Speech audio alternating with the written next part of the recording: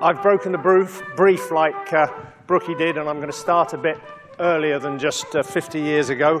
I'm also very aware that other presenters had whole continents to talk about. I've only got a little island to talk about, but still, I can only give you snippets of exploration. So right away, apologies to the exploits, the caves, and the great explorers who I miss out in this. But I do have to start with this, which is, of course, the parochial house of Father Ted, nestled in the holy limestones of Clare. He did go caving, and he did get lost with Dougal at one stage.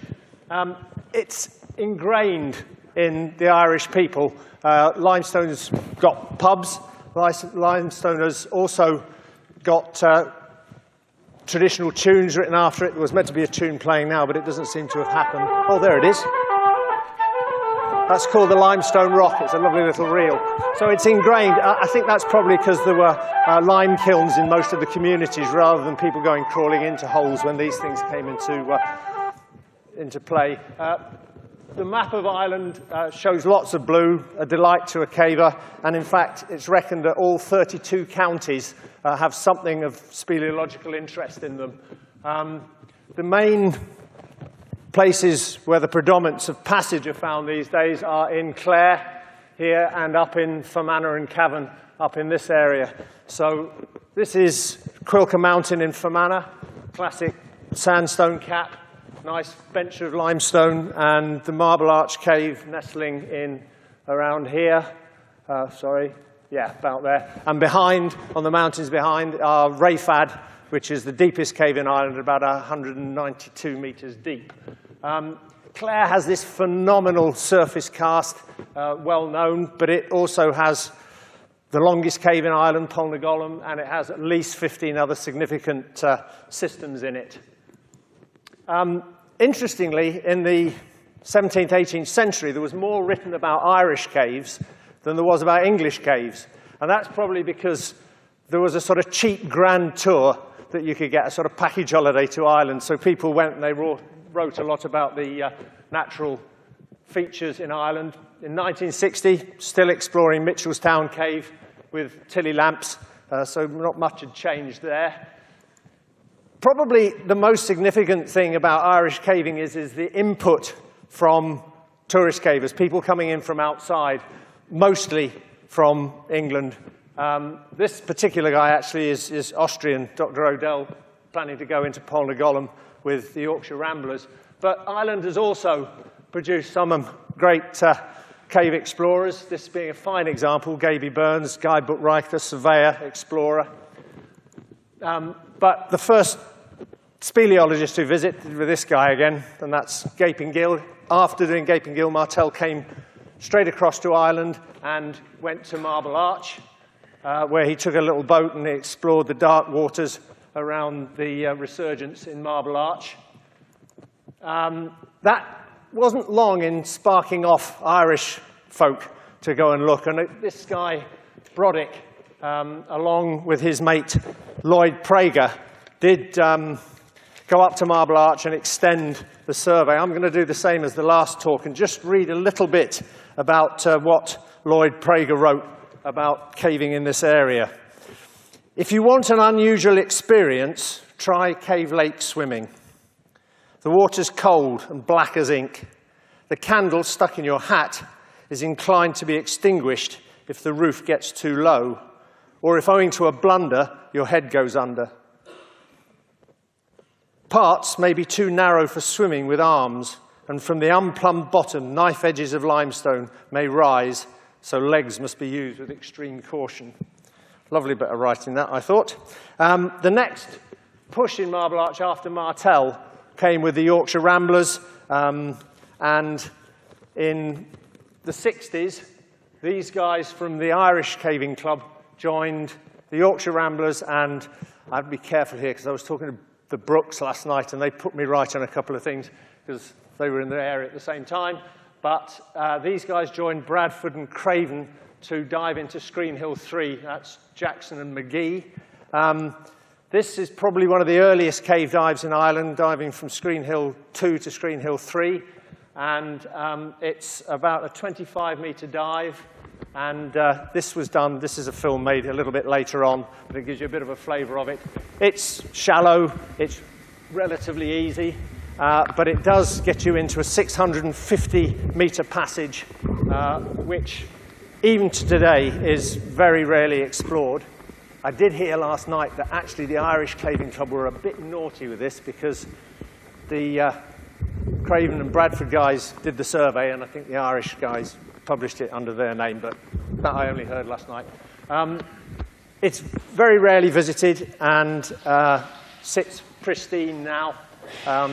It has a few great features in it, strange things like these cave balls, but one thing about Irish caves is there are still very few visitors, which is excellent.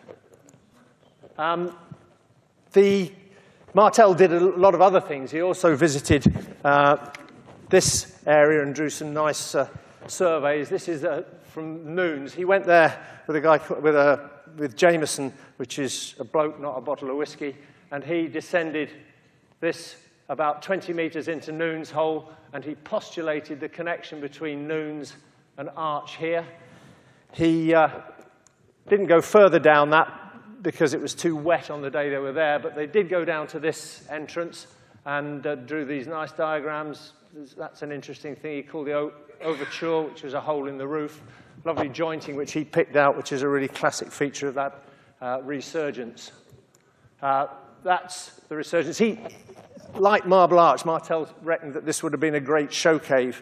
But luckily, this one remains almost exactly as it was the day that he went there. You can see the person down. That's looking down through that overture that he marked. It was again picked up in Yorkshire. The Yorkshire Ramblers came over, and they weren't long in getting into Noons. Extraordinary in their jackets and puttees and things going down this. And it must have gone a little bit like this. This is a recreation done around 1982, something like that, of that descent. I could do with some volume on this as well, please.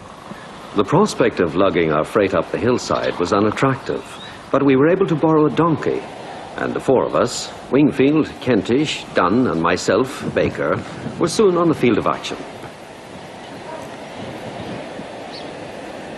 Enniskillen has boats on Lough Erne and is not without ship's chandlers. So a ladder of some 105 feet was constructed with rungs cut and bored at a local timber merchant's. There's not enough of it anyway. If our rough estimate of the lowest pitch was anywhere near right, we could in all probability carry out the job safely, though not with the ease and comfort of a ladder reaching the bottom.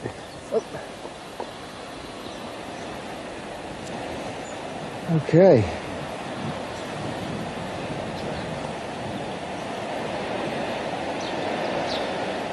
It was obviously my turn to show public spirit by volunteering for the First Ascent. Just catching on the edge a bit here.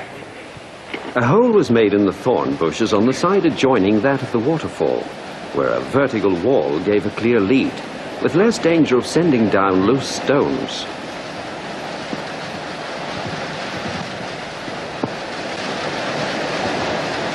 Two of us were to make the descent, myself and Major Wingfield. There's just a little lip to go over here. It's going to be a bit awkward, so you got me, yeah?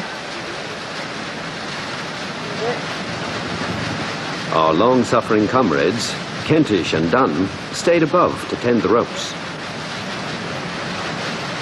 Fine, I'm going on to the free hanging bit of the ladder now.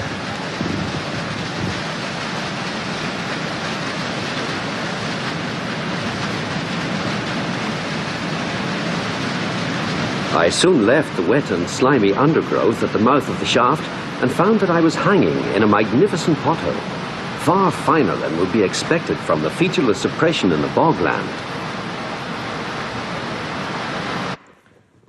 They did get to the bottom, but down the wet pitch, and it took until the 60s when Leeds went back, bottomed it. In fact, the people who did it are in the audience, I hope.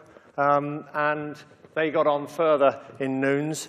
But the realization of the postulation of where the rising was and so on had to wait until Farr and Solari dived into Arch 2, and from Arch 2 they dived into Noons, and then the poor buggers ended up at the bottom of this pitch, but they hadn't rigged it. So they had to go all the way out again, humping their gear. So that's the story. There are so many other places in Fermanagh with extraordinary exploration stories. Rayfad being the classic. That is probably the best cave in Ireland, but it's suffered from serious access problems over the years. And that's the sort of notice that turns up in the cave areas. So that's a reference to the Bard. Probably the most interesting and exciting exploration made by an Irish caving club, the Rayfad group, was Shannon Cave, which was discovered in the late 60s. And it's a really exciting entrance, which is incredibly mobile, leading to about 650 meters of fantastic stream passage, ending in George's Choke, named after Reverend George Pitt, this guy, and reputedly, well, he was entombed, which is why it was called George's Choke. He was entombed for a while, got out safely, but in his sermon on the Sunday, he was rebuked strongly because he had a lot of mud still stuck in his ear while he was giving the sermon. This guy, Stephen Clarkson, found a shaft in the area called Tulliard, and that led diggers to find their way through into another tributary of Shannon. And that's a very good thing, because for the whole of the 90s, the entrance just closed in and nobody got anywhere into Shannon Cave. But it was opened up again early 2000s by what was then called themselves the Shannon Group, by going down Tulliard, a nice shaft, and then some tight crawls, and it broke into Shannon again. And now, great explorations, they've pushed it on at least another 2 kilometers, and now it takes camping at the far end to do exploration in Shannon. This guy has to be mentioned. This is Arthur Kolowski, who was the most intrepid and dedicated caver. He caved for 4 years. He caved every single weekend, and he moved around Ireland on buses. The little brown thing there with a handle is his dive bottles, which he pushed around, and he made all sorts of great discoveries. He linked Marble Arch and Cascade system, making it the second longest in Ireland, and he did numerous other great things in cave exploration. A lot of nasty things around Marble Arch and all down in Clare and so on. So to shoot down to Clare then, a similar sort of chronology of Martel went. He only went to the Gort area. He didn't go into the Burren. And it took, well, interestingly, Irish cavers went there first. This is the Polelva shaft down into the Polnagollum system. And the Geological Society of Ireland had actually gone into Polnagollum in the 1880s. But it really fell to the Bristol Speleological Society, who took this area on and worked away at it, discovering, surveying, writing all the guidebooks. Again, some of the people responsible here, but Trapman, Lloyd, Self, all those people, Graham Mullen and so on, were all involved in exploration in Clare and pushing it on. And actually, by the 70s, they reckoned they'd covered everything there. But 2 expat guys, Colin Bunce and Brian Judd, who were living in Clare then, they discovered this, which is Polnagame, Cave of the Steps. They found big pitch, 31 meters, very unusual for the Burren. This is almost the only big pitch there. That led quickly to Sump 1, and a number of diving trips by Judd here got through, discovered Sump 2, Sump 3, Sump 4, all held back by Churt.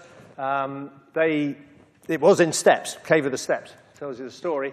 They hatched on a plan, they scrounged this big tube, they took it into the field above the caves, they cut those bands and it went off like a party popper. They then fought it down the cave, made an elegant little siphon system for sump 1, broke the chert past sump 2 and sump 3, couldn't manage it for sump 4, but they got on a long way. Past sump 4 led to pitches and down to sump 5. Quick survey there, you'll follow it simply enough. There's sump 4, then a series of pitches. Very strong in my brain, that, because while bolting those pitches down to sump 5, a dive bottle fell out of a bag, fell down the pitch, landed on the ledge next to me on its pillar valve, and then lay at the bottom of the pitch going.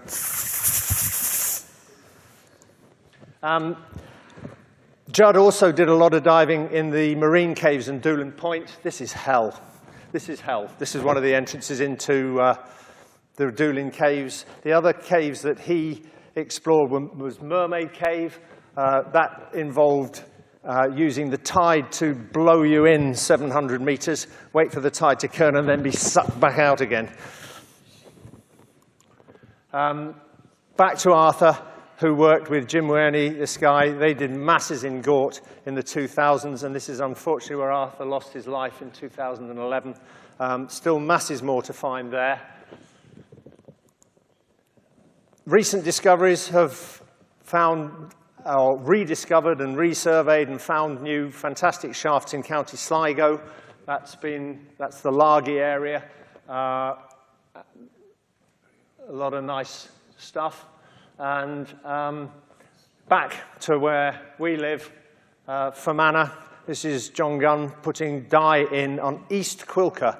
That first photograph I showed you was Quilca. Let's have a look again. That's the mountain of Quilca. We're standing on the limestone bench. He's putting dye in on the left-hand side, 7 kilometers to Shannon Cave. And we haven't found it yet. There is a huge amount of stuff still to be discovered under the bogs of Ireland. So, that was a brief look at Ireland. Thanks for listening, and thanks to all the photographers who lent me their pictures. And Ireland's still got lots to find. Thanks a lot, folks.